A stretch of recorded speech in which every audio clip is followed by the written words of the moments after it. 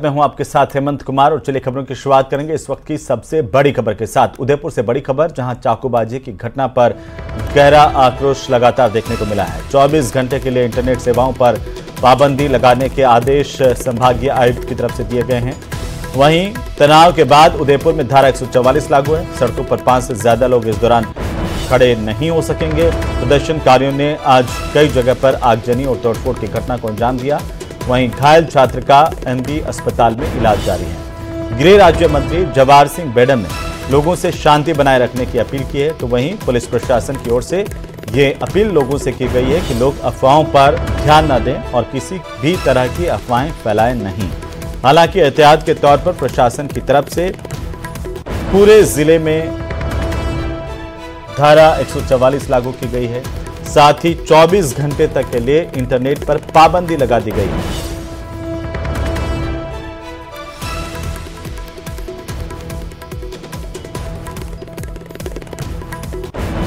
देखिए, जो दिन में एक दुर्भाग्यपूर्ण घटना हुई, उस घटना के पश्चात जो तत्कालिक एक सड़कों पर एक आक्रोश पब्लिक की तरफ से दिखाई दिया और कुछ कानून व्यवस्था की दृष्टि से कुछ जगहों पर तोड़फोड़ और आगजनी की घटनाएं हुई।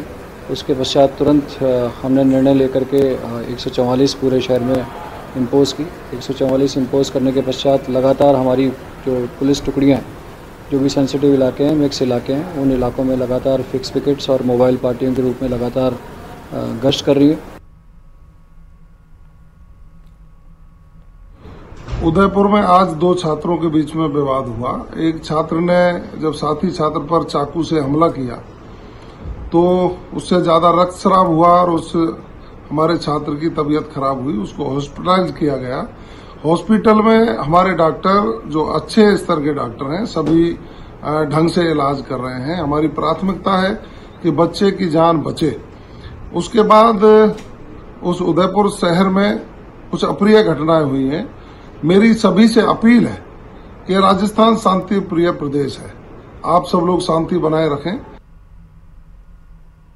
बहुत ही बुरा हुआ जो एक विद्यार्थी के ऊपर एक विद्यार्थी चाकू से हमला करके अननेसेसरी माहौल खराब करके और यहाँ पर एक दंगा का रूप ले लिया।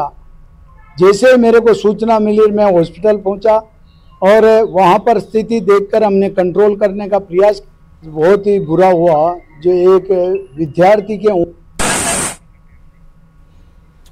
तो 24 घंटे के लिए इंटरनेट सेवाओं पर पाबंदी लगा दी गई है। संभागीय आयुक्त की तरफ से आदेश जारी किया गया। कई निजी स्कूलों ने भी छुट्टी का कल ऐलान किया है। वहीं आपको बता दें कि उदयपुर की घटना को लेकर के पूर्व मुख्यमंत्री अशोक गहलोत ने एक्स पर पोस्ट की है। उदयपुर में शांति व्यवस्था लोगों से बनाए रखने की अपील की है। उन्होंने अपनी पोस्ट में लिखा कि उदयपुर में बने सांप्रदायिक तनाव के हालात चिंताजनक हैं।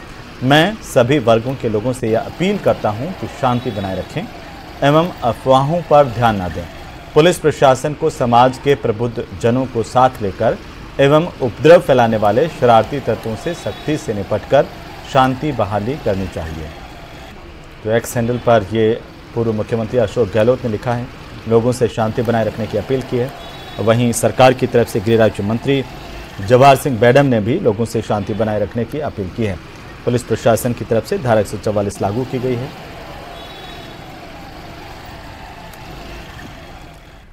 तो वहीं पश्चिम बंगाल में महिला डॉक्टर की गैंगरेप कर हत्या का विरोध लगातार जारी है। बाड़मेर जिले के राजकीय मेडिकल कॉलेज जिला अस्पताल के डॉक्टर्स ने कैंडल मार्च निकाला और विरोध प्रदर्शन किया है।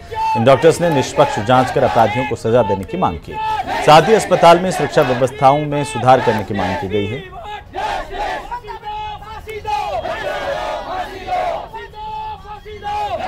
आपको पता ही होगा, कोलकाता में जो हुआ, हमारे एक बहन का पहले रेप हुआ, उसके बाद उससे दरिंदगी की, उसके बाद उसको मार दिया गया।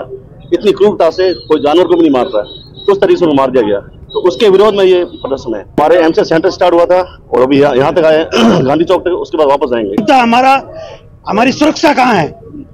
हम लोगों को हर तरह से कोई अगर आकर के मारपीट कर जाता है, ओपीडी में कहीं भी न्यूसेंस क्रिएट होती है, उसके विरोध में हमारा ये है। और बाकी जो कलकत्ता में जो कांड हुआ था, उसके विरोध में हम ये जो कैंडल मार्च किया है। तो वहीं राजधानी जयपुर में भी कोलकाता में रेजिडेंट डॉक्टर की रेप और हत्या मामले को लेकर के विरोध प्रदर्शन किया गया। बीजेपी महिला मोर्चा की तरफ से कैंडल मार्च निकाला गया। बीजेपी कार्यालय से शुरू हुआ कैंडल मार्च बीजेपी महिला मोर्चा प्रदेशाध्यक्ष रक्षा भंडारी के नेतृत्व में निकाला गया।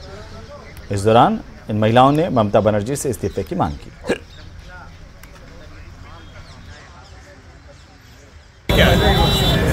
आप सभी से कुछ भी छुपा हुआ नहीं है कि वजह क्या है। मुझे नहीं लगता कि वजह बताने की जरूरत है। जो बंगाल के कलकत्ता में जो हुआ है वो पूरे अखबारों की सुर्खियां बनी हुई है। एक महिला डॉक्टर जिसके साथ इतनी दरिंदगी होती है कि एक निर्भया जैसा केस वापस रिपीट हो गया है। क्या महिलाएं सुरक्षित नहीं है? वहाँ के मुख्यमंत्री खुद एक महिला है। उस मुख्यमंत्री को शर्म नहीं आती कि आए दिन बंगाल जल रहा है और वो हिंदू विरोधी है, महिला विरोधी है।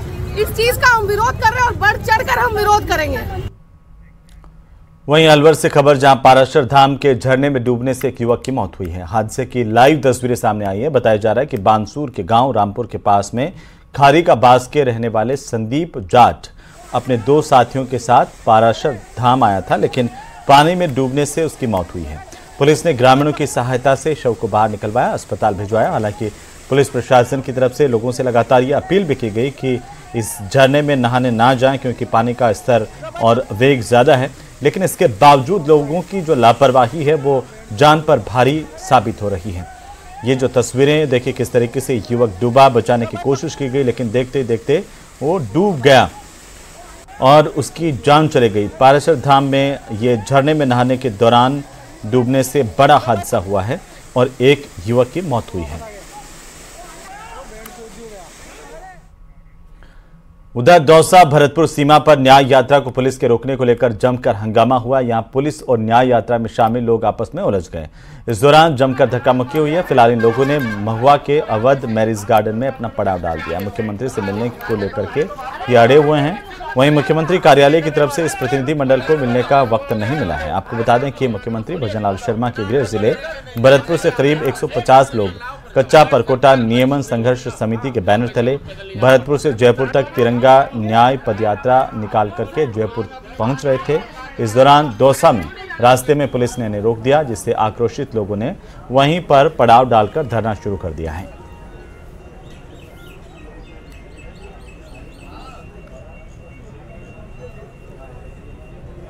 कल कच्चा परकोटा नियमन संघर्ष समिति की जो प्रस्तावित तिरंगा न्याय यात्रा थी 15 अगस्त को भरतपुर से चलकर महुआ तक आज रवाना होकर आई है, लेकिन रास्ते के अंदर जिला प्रशासन भरतपुर के द्वारा पुलिस प्रशासन के द्वारा भरतपुर में नहीं रोका गया। जैसे ही दौसा की सीमा के अंदर हमारी तिरंगा न्याय यात्रा पहुंची तो महुआ पे आकर पुलिस ने हमको रोका और पुलिस ने रोक कर ये कहा कि आगे नहीं बढ़ने देंगे। मैं एक बात ये कह देना चाहता हूँ कि लोकतांत्रिक तरीके से जब हम किसी अपनी मांग के लिए माननीय मुख्यमंत्री जो हमारे गृह जिले के हैं उनको उनके प्रशासन की शिकायत करने जा रहे हैं, उनकी प्रशासन की हरकतों को बताने जा रहे हैं, तो आखिर पुलिस प्रशासन हमको रोक किस बात के आधार पर आए। वहीं राज्यसभा के चुनाव को लेकर बीजेपी उम्मीदवारों के नाम का काउंटडाउन शुरू हो गया है। बीजेपी के कई दिग्गज इस रेस में बताए जा रहे हैं। वहीं पंजाब के कद्दावर सिख नेता और मोदी कैबिनेट में राज्य मंत्री रवनीत सिंह बिट्टू सबसे आगे बताए जा रहे हैं। रिपोर्ट देखिए।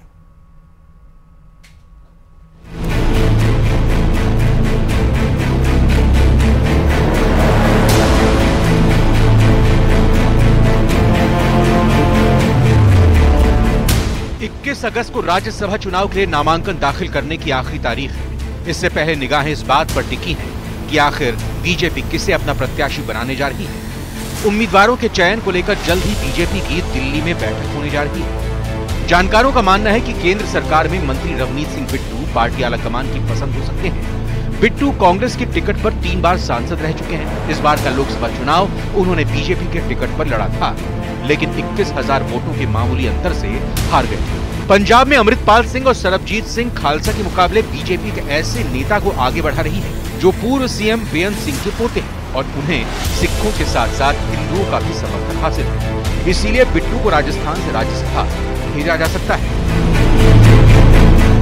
नागौर की पूर्व सांसद और बीजेपी की प्रदेश उपाध्यक्ष डॉक्टर ज्योति मिर्धा का नाम भी सुर्खियों में है। हाल ही में ज्योति मिर्धा की पीएम मोदी से मुलाकात हुई थी, जिसके बाद अटकलें हैं कि ज्योति मिर्धा को भी पार्टी राज्यसभा भेज सकती है।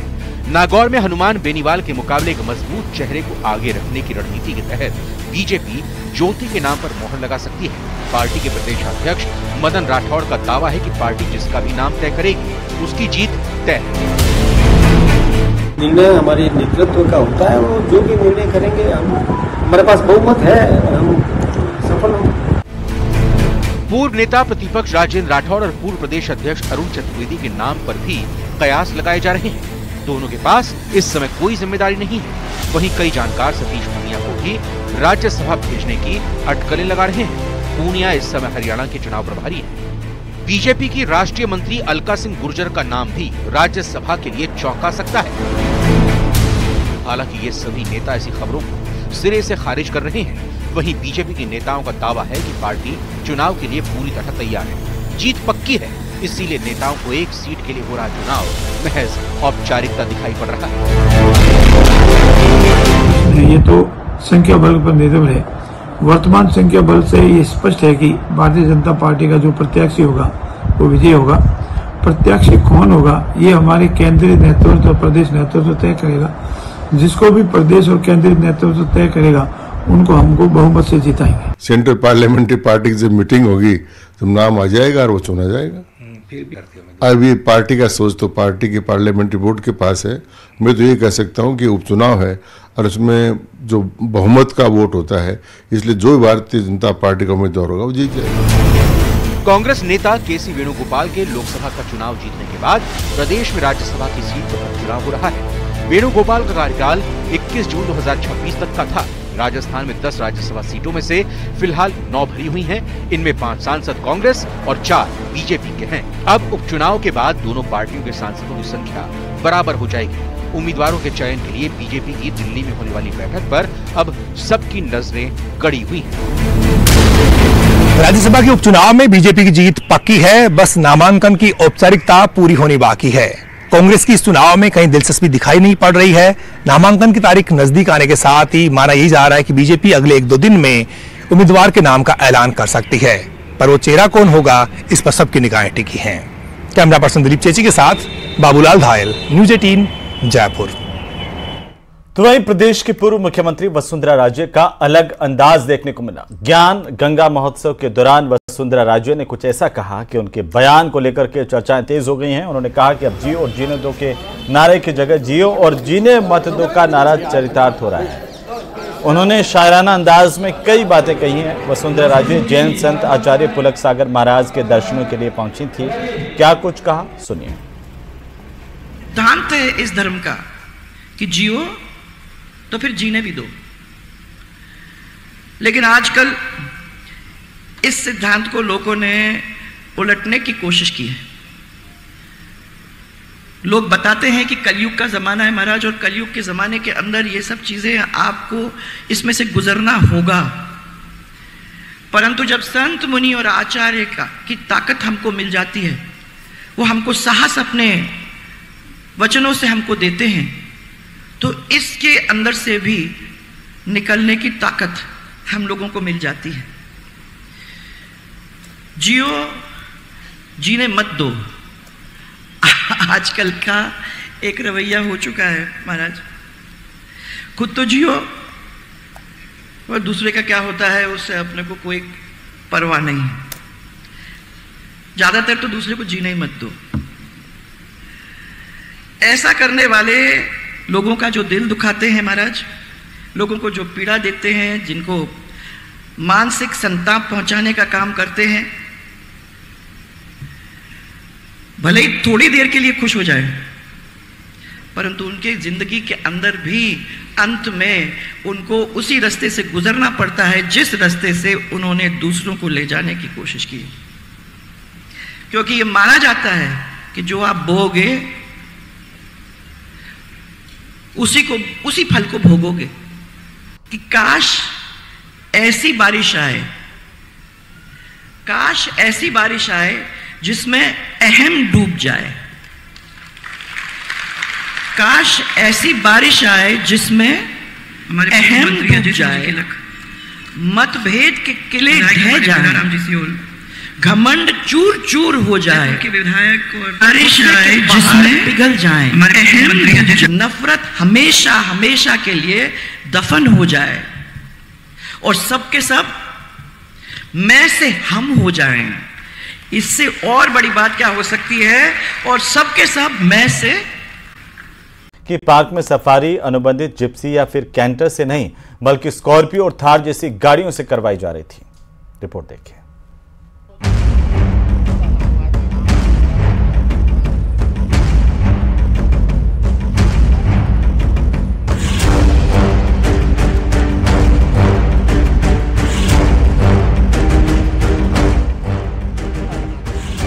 एक एक करके 1 दर्जन से ज्यादा गाड़ियां रणथंभौर नेशनल पार्क में सफारी के लिए पहुंच जाती हैं, लेकिन किसी को कानो कान खबर तक नहीं लगती है। सफारी की ये तस्वीरें सोशल मीडिया पर वायरल हो रही हैं। बताया जा रहा है कि रणथंभौर नेशनल पार्क के जोन नंबर 8 से ये लोग सफारी करने पहुंचे, लेकिन हैरानी की बात यह है कि सफारी अनुबंधित जीप या फिर कैंटर से नहीं बल्कि लग्जरी गाड़ियों से की जा रही थी। ये लोग यहाँ चलते फिरते भी नजर आए। हालांकि वन विभाग इस मामले में कुछ भी बोलने से कतरा रहा है, लेकिन इस बात से इनकार नहीं किया जा सकता है कि बिना किसी अधिकारी की मिली भगत की इतनी गाड़ियां रणथंभौर नेशनल पार्क में एंट्री कर जाएं। इसमें इलीगल एंट्री का कोई मामला आया था, तो वन विभाग ने अपनी कार्रवाई करके उन वाहनों को सीज ले लिया और आगे का भी अनुसंधान जारी है। बाकी बात अनुसंधान पूर्ण होने के बाद ही उसके बारे में क्लियर होता है। कितनी गाड़ियाँ थी सर? लगभग 12 से 15 के बीच में गाड़ी है। अनुसंधान के अंदर वो पता चलेगा। रणथंभौर नेशनल पार्क बारिश के दौरान 3 महीने के लिए बंद कर दिया जाता है। हालांकि जोन नंबर 6 से जोन नंबर 10 के बीच केवल अनुबंधित वाहनों को ही वन विभाग की इजाजत से पार्क में घूमने की परमिशन दी जाती है। ये गाड़ियां किसी एडवेंचर ग्रुप की बताई जा रही हैं। ये वीडियो 15 अगस्त के शाम का बताया जा रहा है। हालांकि वन विभाग ने 14 गाड़ियों को जब्त कर लिया है और जांच की जा रही है कि कैसे इतनी संख्या में गाड़ी रणथंभौर नेशनल पार्क में घुसी। लेकिन कहीं ना कहीं इस घटना ने वन विभाग के अधिकारियों को शक के दायरे में जरूर ला दिया है। सवाई